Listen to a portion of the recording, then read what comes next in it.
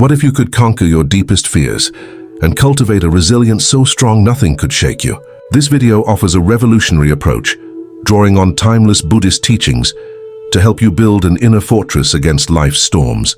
Discover how to transform anxiety into peace and uncertainty into unwavering fortitude, allowing you to live a life of profound strength and calm. But what if most of your fears are just tricks of the mind? What if the thing that's been holding you back is really just smoke and mirrors? Ancient Buddhist wisdom shows us a life-changing truth. Fear isn't your enemy to fight, but an illusion to see through. For over 2,500 years, Buddhist teachings have helped millions understand fear's true nature and find freedom from its grip. These aren't just spiritual ideas. They're real tools that can change how you live. When you learn to see fear clearly and use these timeless lessons, you'll find courage and peace you never knew existed inside you. Let's explore 10 powerful Buddhist teachings that can help you break free from fear's prison and step into a life of courage, clarity, and calm. Lesson 1. Embrace impermanence. Everything changes, including fear. One of Buddhism's biggest truths is that everything changes. Nothing stays the same forever. Your fears, worries, and scared thoughts aren't permanent either. They come up, stick around for a while, then fade away like clouds passing through the sky. Think about a fear you had years ago. Maybe you were terrified of starting school, moving somewhere new, or having a hard conversation. Where is that fear now? It's probably gone, replaced by new experiences. This shows us that fear isn't solid or unchanging. It's just a temporary visitor in your mind. Buddha taught that when we really understand that things change, we stop being so scared of our fears. We see that just like storms pass and seasons change, our fearful thoughts will also pass. This doesn't mean we ignore real dangers. It means we stop giving our fears more power than they deserve. When fear shows up, try this. Instead of fighting it or running away, just remind yourself, this fear won't last forever. It came and it will go. I don't need to hold on to it or push it away. There's a story about a student who came to his teacher, shaking with fear about a big challenge. The teacher gave him a glass of muddy water and said, "This water looks scary and messy now, but watch what happens if we just leave it alone." They waited quietly and slowly the mud settled, leaving clear water. "Your fear is like this mud," the teacher said. "If you don't stir it up with more worried thoughts, it will settle and your mind will become clear again." Understanding that everything changes gives you real freedom. No matter how big your fear feels right now, it's not forever. Change is the only thing that never changes, and this includes your inner feelings. When you accept this truth, fear loses its grip because you know it's just another experience flowing through your life. Lesson 2. See fear as mental movies, not reality. Most fears live only in our heads, not in the real world. We make up stories about what might go wrong, imagine worst-case scenarios, and treat these mental movies like they're actually happening. Buddhism teaches us to tell the difference between what's real and what's just our thinking mind creating drama. Fear usually comes from thinking about an imaginary future or replaying bad experiences from the past. You might fear being rejected before you even talk to someone. You might worry about failing before you try. You might dread a conversation that hasn't happened yet. In all these cases, you're suffering from something that only exists in your imagination. Buddha said, "We are what we think." All that we are comes from our thoughts. This means most of our pain comes not from what actually happens, but from the stories we tell ourselves about what happens. A wise teacher told his worried student, "You're suffering from problems that don't exist, in a future that may never come, about things you can't control. Come back to this moment. What's actually happening right now?" When we return to now, we often find that right here in this moment, we're safe and okay. This doesn't mean all fears are meaningless. If you're crossing a busy street, fear helps you stay careful. But most daily fears, fear of judgment, failure, rejection, come from mental stories, not real immediate danger. When you see these fears as mind-made movies, they lose much of their power over you. Lesson 3. Stay present with mindfulness. Fear loves it when your mind wanders to the past or future, but it can barely survive in the present moment. Mindfulness, staying aware and present, is one of your strongest tools for dealing with fear. When you're truly here now, you're not lost in worried thoughts about what might happen or sad thoughts about what did happen, Buddhism teaches that mindfulness is like a bright light that shows what's really happening right now, pushing away the shadows of imaginary fears. When you pay attention to this moment, your breathing, your body, what's around you, you create a safe place away from the scary stories in your head. Try this simple practice. When you notice fear coming up, take 3 slow breaths. Feel the air going into your nose, filling your lungs, then leaving your body. Notice how your chest and belly move. This isn't about making fear disappear. It's about anchoring yourself in the present moment, where you can respond wisely instead of panicking. Buddhism also teaches us to watch our fears with kind curiosity instead of judgment. Instead of saying, "I shouldn't be scared," or "this fear is dumb," try saying, "I notice fear is here right now. What does it feel like in my body? What thoughts is it bringing up?" This mindful watching helps you see fear as just another experience passing through, not as truth about who you are or what will happen. A meditation teacher once said, "You can't stop the waves, but you can learn to surf." Mindfulness teaches you to surf the waves of fear instead of being knocked over by them. You learn to stay balanced and present, even when hard emotions show up. The more you practice mindfulness, the more you see that most fears dissolve when you shine the light of present moment attention on them.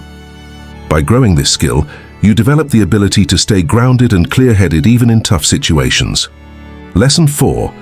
Accept that life has challenges. Buddhism teaches that suffering is part of being human, but fighting against this truth often creates more pain than the original problem. Many fears come from trying to avoid all discomfort, pain, or difficulty. We fear rejection because we don't want to feel hurt. We fear failure because we don't want disappointment. We fear change because we don't want uncertainty. But Buddha's first noble truth shows something freeing. Everyone suffers sometimes. Everyone feels pain, loss, disappointment, and fear. You're not broken for feeling afraid, and you don't need to remove all discomfort from your life to be happy. Understanding this can actually reduce fear because you stop thinking difficult experiences means something's wrong with you or your life. When you accept that challenges are normal, you can face them with more courage. Instead of using energy to avoid all possible pain, you can focus on building strength and wisdom to handle difficulties when they come. This is like the difference between trying to build a house that will never see storms versus building a house that can handle whatever weather comes. Fear often comes from thinking life should be easy and comfortable all the time. But Buddhism teaches that this expectation itself causes suffering. When you accept that hard times will come and that you're strong enough to handle them, you become less afraid of possible challenges. Lesson 5. Let go of needing to control everything. Much of our fear comes from being attached to specific results. We fear losing what we have, not getting what we want, or things not going according to our plans. Buddhism teaches that this attachment, this clinging to how we think things should be, creates suffering and anxiety. Attachment doesn't mean caring about things. It means tying your peace and happiness to specific outcomes you can't completely control. When you're attached, you become afraid of any threat to what you want. If you're attached to everyone liking you, you'll fear rejection. If you're attached to never making mistakes, you'll fear trying new things. If you're attached to keeping everything the same, you'll fear change. Buddha taught that letting go of attachment doesn't mean not caring or not trying your best. It means doing your best while holding your expectations lightly. You give your full effort to what matters, but you don't tie your inner peace to whether things work out exactly as you hoped. There's a story about a farmer whose horse ran away. His neighbors said, "How terrible!" The farmer said, "Maybe." The next day, the horse came back with several wild horses. The neighbors said, "How wonderful." The farmer said, "Maybe." His son tried to tame one of the wild horses and broke his leg. "How awful," said the neighbors. "Maybe," said the farmer. Then war came, and because of his broken leg, the son wasn't drafted. "How lucky," said the neighbors. The farmer simply said, "Maybe." This story teaches us that we often don't know if outcomes are really good or bad. What seems like failure might lead to better opportunities. What seems like loss might make space for something even better. When you let go of attachment to specific results, you open yourself to possibilities you couldn't have imagined. Lesson 6. develop patience and self-compassion. Patience in Buddhism isn't just about waiting, it's about facing difficulties with a calm, kind heart. When fear shows up, we usually want it gone immediately. We want instant relief, quick fixes, and immediate escape from discomfort. But this impatience often makes fears worse because we add the extra pain of resistance on top of the original fear. True patience means allowing fear to be present without immediately trying to fix, fight, or run from it. It means treating yourself with the same kindness you'd show a scared child.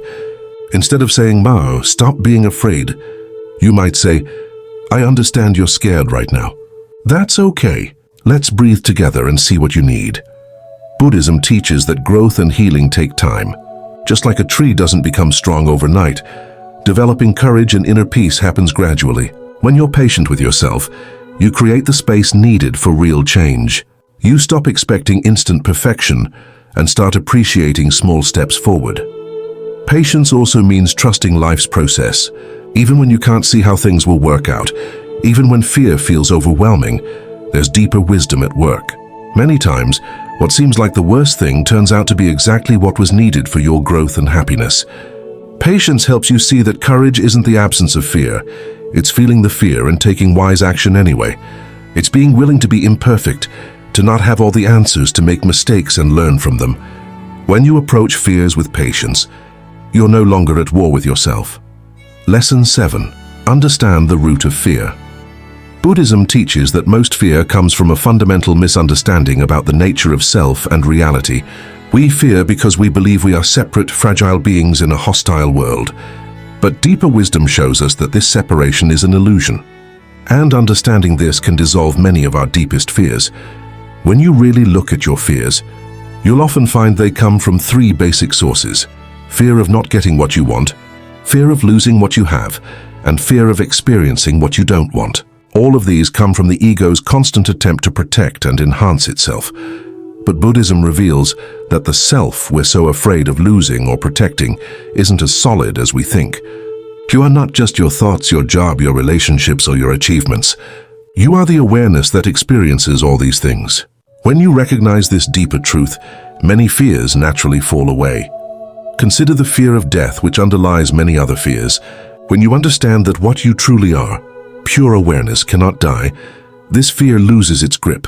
Your body will change, your thoughts will change, your circumstances will change, but the essential you that observes all these changes remains untouched. This doesn't mean becoming indifferent to life or not caring about outcomes. It means recognizing that your true nature is much vaster and more resilient than you imagined. You are not a small, vulnerable ego trying to survive in a dangerous world. You are consciousness itself, temporarily expressing through this human form. Understanding the root of fear helps you address it at its source rather than just managing symptoms. When you see through the illusion of separation and recognize your true nature, fear becomes like a shadow that can't survive in the light of understanding. Lesson 8. Transform fear into wisdom.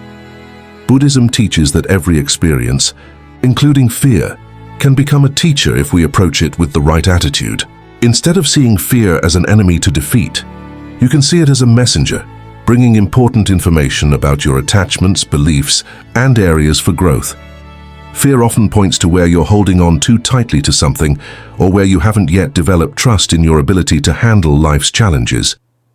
When you stop fighting fear and start listening to what it's trying to tell you, it transforms from an obstacle into a guide. For example, if you fear public speaking, this fear might be showing you that you're attached to looking perfect or being liked by everyone. If you fear taking risks, it might be revealing that you don't yet trust your ability to handle failure and learn from it. If you fear intimacy, it might be pointing to old wounds that need healing. This doesn't mean you should be grateful for fear or try to create more of it. It means approaching the fears you do have with curiosity and wisdom. Buddhism also teaches that fear and wisdom are closely related. The same energy that creates fear can be transformed into wisdom and compassion. When you face your fears consciously and skillfully, you develop qualities like courage, patience, understanding, and resilience. There's a practice in some Buddhist traditions of deliberately contemplating things we fear, like death, loss, or change, not to become more afraid, but to develop equanimity and wisdom about the realities of life. This practice helps us see that what they feared was often not as terrible as imagined, and that they have more strength to handle difficulties than they realized. Each time you work skillfully with fear, neither suppressing it nor being overwhelmed by it, you build wisdom and confidence. You prove to yourself that you can face whatever arises with grace and intelligence. Fear becomes a teacher that helps you grow in wisdom and compassion. Lesson 9. Cultivate inner refuge. Buddhism emphasizes the importance of developing an inner refuge, a place of peace and strength within yourself that remains stable regardless of external circumstances. When you have a strong inner refuge, fear loses much of its power because you know you always have a safe place to return to within your own consciousness.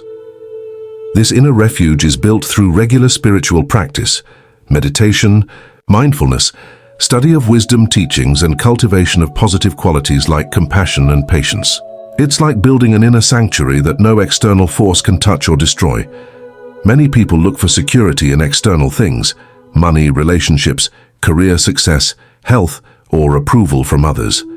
While these things can provide temporary comfort, they're all impermanent and beyond our complete control. When we depend on external things for our sense of safety, we live in constant fear of losing them. But when you develop inner refuge, you find security in something that can never be taken away: your capacity for awareness, wisdom, love, and peace. No matter what happens in your outer life, you always have access to these inner resources. This doesn't mean becoming indifferent to external things or not caring about outcomes. It means having a reliable source of strength and peace that doesn't depend on circumstances going your way. You can still work toward goals, care about people, and try to create positive outcomes while knowing that your fundamental well-being doesn't depend on these external factors. Building inner refuge takes time and consistent practice, but every moment of meditation, every act of kindness, every choice to respond with wisdom rather than react with fear strengthens this inner sanctuary.